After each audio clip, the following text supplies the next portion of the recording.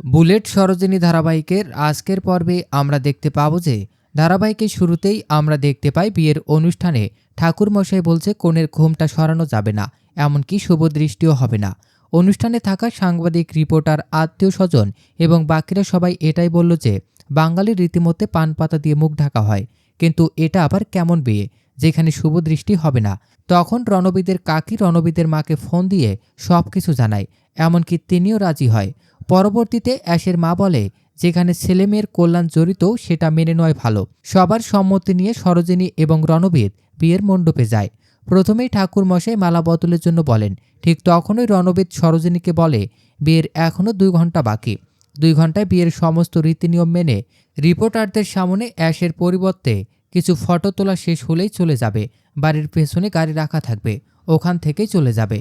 কিন্তু সরোজিনী মনে মনে ভাবে এ বাড়ি থেকে চলে গেলে আমি কখনো আসতে পারবো না, আর না আসতে পারলে আমার বাবা মার খুনিদের শাস্তি দিতেও পারবো না।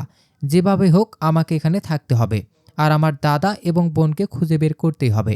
তখনই সরোজিনী স্যারের কথা মনে পড়ে। মালা বদল শেষ হলে পণ্ডিত রণবীর এবং সরোজিনীকে হাতের ওপর হাত রাখতে বলে। কিছুক্ষণ পর আমরা দেখতে পাই 7 পাকে ঘোরার জন্য ঠাকুরমশাই উঠতে বলে। তখনই পিসি বলে এই 7 পাকে শুধু 7 পাক নয়, 7 জন্মের বন্ধন। 7 পাকে ঘোরা মানে একে অপরের বিপদে থাকা, পরিবারের কল্যাণ, শ্বশুর শাশুড়ির সেবা যত্ন, সবাইকে ভালো রাখা, এমনকি বিভিন্ন নিয়মনীতি মেনে চলা।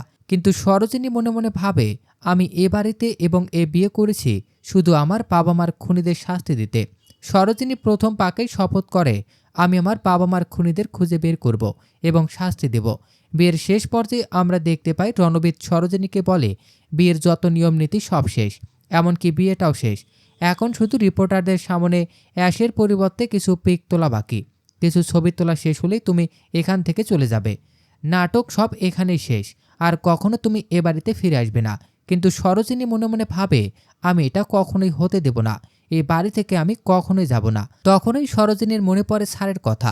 স্যার বলেছিল আমার বাবা মার খুনিদের সমস্ত কুলু চ্যাটার্জি ভিলাতেই আছে, তাই আমাকে যে করে হোক এখানে থাকতেই হবে।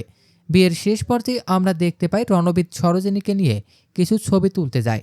ছবি তোলার শেষ পর্যায়ে সরোজিনী তার ঘোমটাটা সরিয়ে ফেলে এবং সবাই সরোজিনীকে দেখে চমকে ওঠে।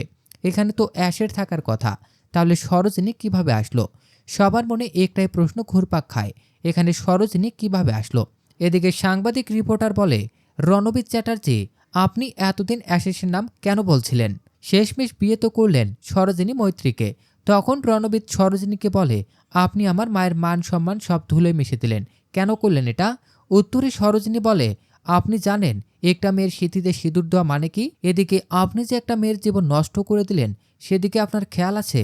তো দর্শক, এই ছিল বুলেট সরোজিনী ধারাবাহিকের আজকের আপডেট। প্রতিদিনের আপডেট সবার আগে পেতে আমাদের চ্যানেলটি এখনই সাবস্ক্রাইব করুন। ধন্যবাদ সবাইকে।